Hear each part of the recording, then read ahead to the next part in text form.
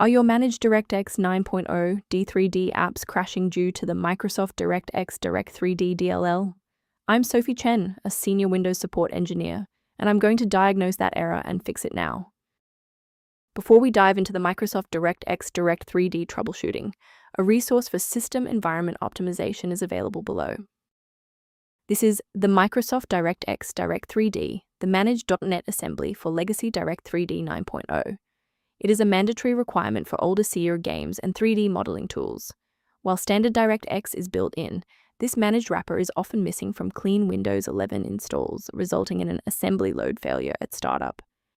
Now that you're up to speed on the file's role, let's begin the repair process.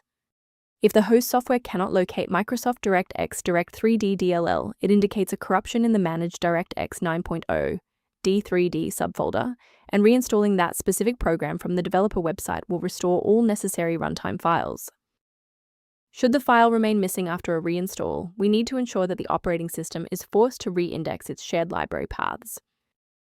A simple restart can resolve file-in-use errors that mimic a missing Microsoft DirectX Direct3D message.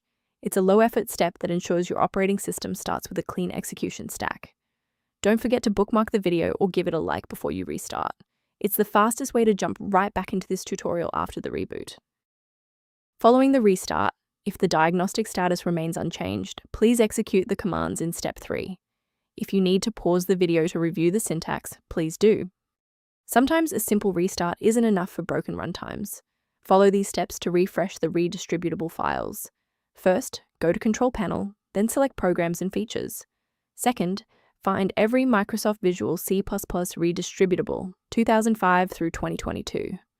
Third, right-click each and select Change, then select Repair. If that fails, download the latest all-in-one VC++ Redistributable package from Microsoft's website. Please note that for DLL files with numbers, the number tells you which version to repair. For example, 120 equals 2013. It's worth taking a moment to discuss the safe acquisition of runtime components. If you're attempting to install Microsoft DirectX Direct3D DLL yourself, be aware that manual file placement can lead to severe software conflicts and data corruption. To complement these security best practices, you may want to consider using a diagnostic resource to help manage your system's library references.